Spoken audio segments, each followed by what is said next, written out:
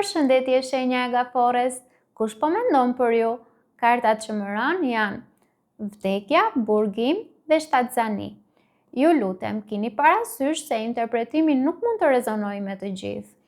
Duket se ky është dikush që ka përjetuar një ndryshim të madh, pra me kartën vdekja. Ky ndryshim mund të ketë lidhje me sferën emocionale, fizike, apo në mënyrën se si e ka parë marrëdhënien tuaj.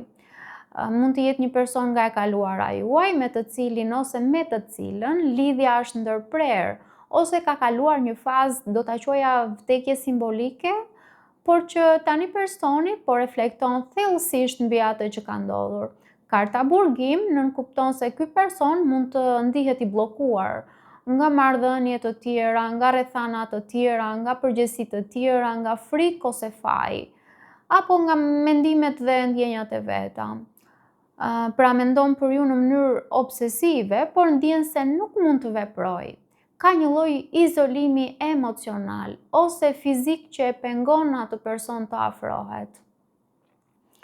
Karta e shtatzanisë nuk nënkupton vetëm atë kuptimin literal, por mund të jetë gjithashtu simbol i rritjes, potencialit të ri dhe dëshirës për të ndërtuar diçka të re me ju.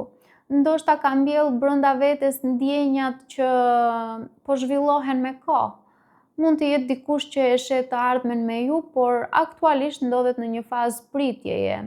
Pra, dikush nga e kaluara i cili ka përjetuar një distancim të fortë me ju, po mendon thellë dhe vazhdimisht për ju. Ai ose ajo është i bllokuar emocionalisht, por brenda vetes ruan një ndjenjë të zhvilluar dhe dëshirë për një fillim të ri.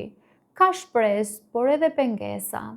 Duket se po përjeton një betejë të brendshme mes ndjenjës dhe realitetit. Paçim!